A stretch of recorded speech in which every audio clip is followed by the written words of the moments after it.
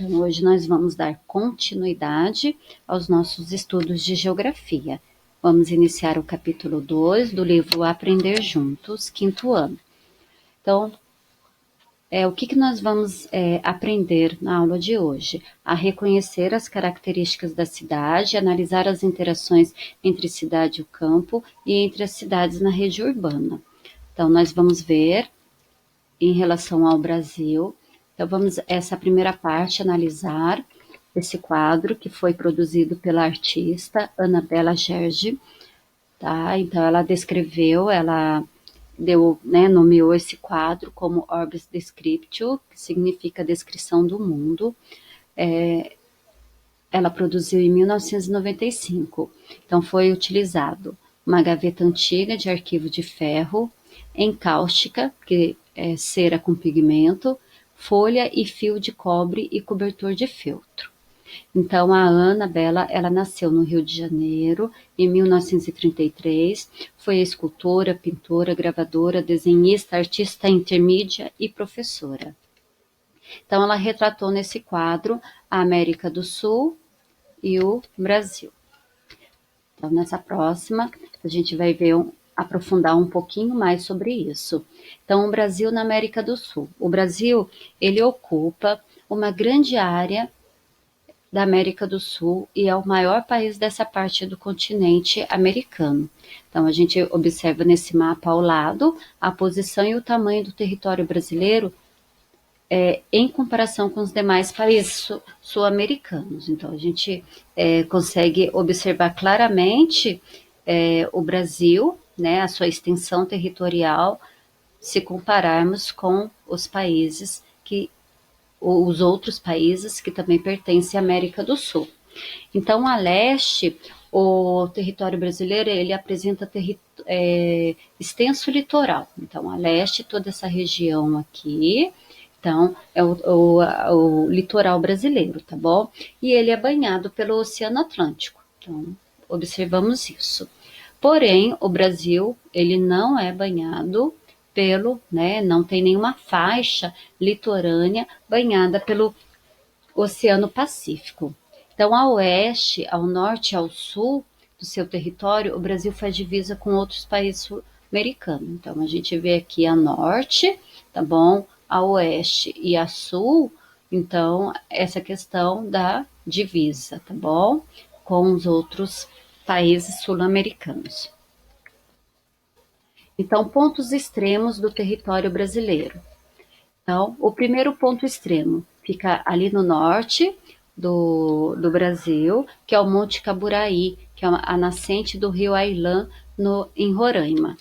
Depois nós temos aqui a oeste, a nascente do rio Moa, no Acre. Depois nós temos aqui a leste, Ponta dos Seixas, no Paraíba. E nós temos aqui no sul, tá? A sul do país, Arroio Chuí, no Rio Grande do Sul. Então, aqui são os pontos extremos do nosso território brasileiro. Quais são, então, as características do território brasileiro? Então, as características geográficas do Brasil estão diretamente relacionadas com o fato de o país ter um território bastante extenso, como nós já vimos anteriormente e continuamos afirmando em relação a isso, tá ok? Já vimos, por exemplo, que o Brasil apresenta um longo litoral banhado pelo Oceano Atlântico. Outra característica é fazer divisa com quase todos os países sul-americanos e com o território da Guiana Francesa, que pertence à França. Então, é isso, tá bom? Então, o Brasil extenso, tá bom? Então, é uma característica por ele ter um território extenso, por ele ser banhado, tá? Na sua parte leste, pelo Oceano Atlântico, e também por ele fazer divisa com quase todos os países da América do Sul e também pelo território aqui, a Guiana Francesa, que pertence à França. Então, o Brasil, na verdade, ele só não faz divisa com o Equador aqui e o Chile.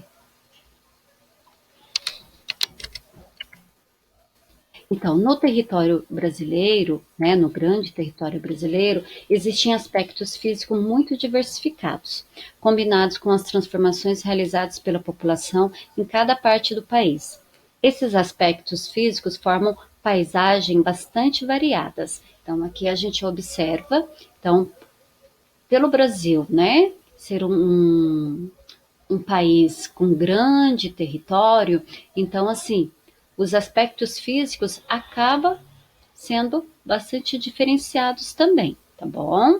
Então, aqui se a gente for observar a diferença, né, de uma região, até mesmo de um estado para outro, e, consequentemente, também a questão cultural mesmo. Então, o Brasil, ele foi também colonizado, né, como nós já havíamos visto lá em história, ele também foi colonizado por outras nações, não somente os portugueses. E aqui acaba acontecendo essa questão da diferenciação cultural também.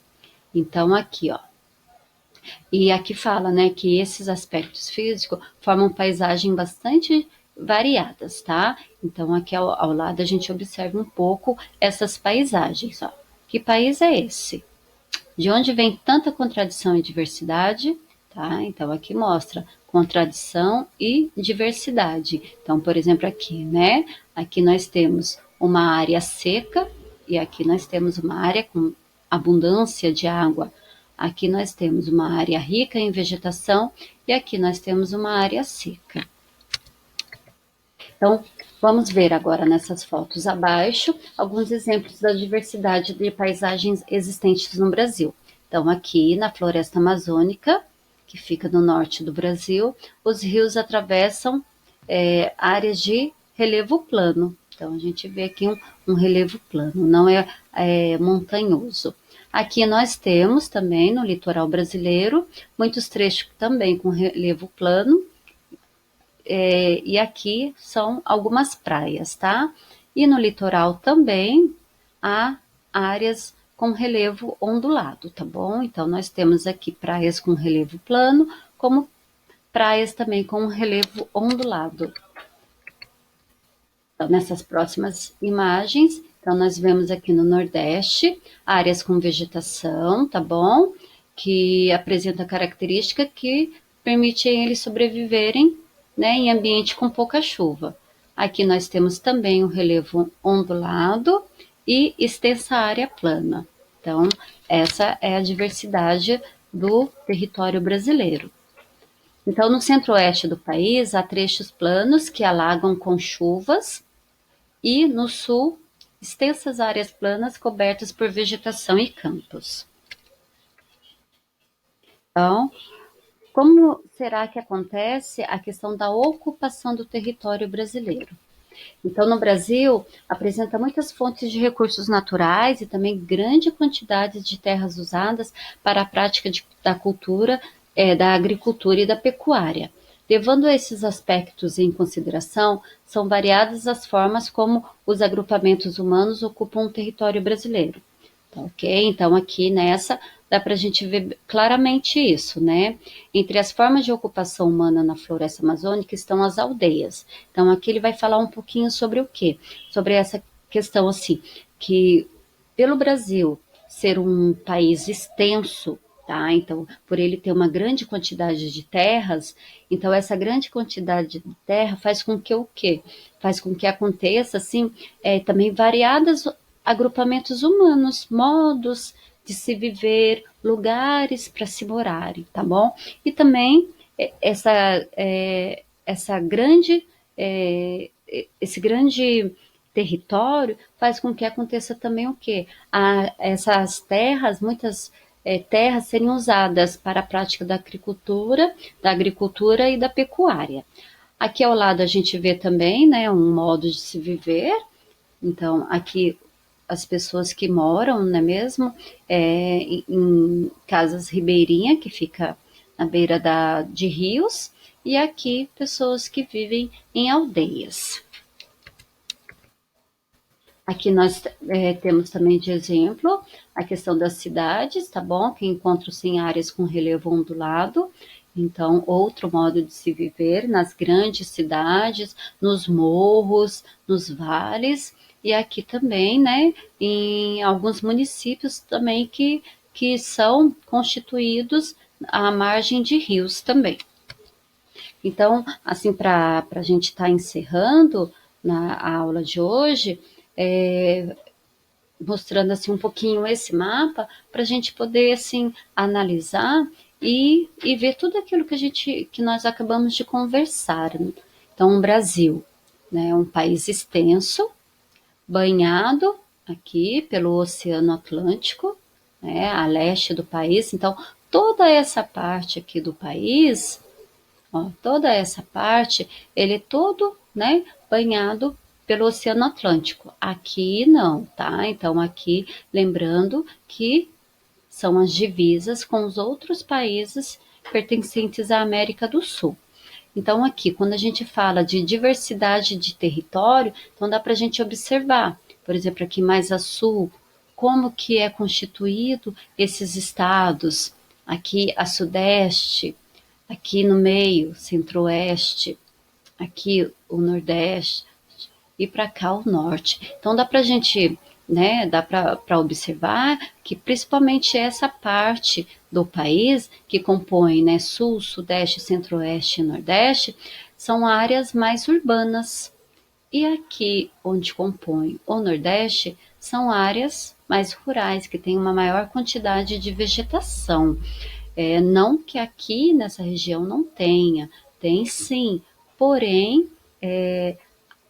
a sua maior constituição territorial se dá na zona urbana e aqui na zona rural.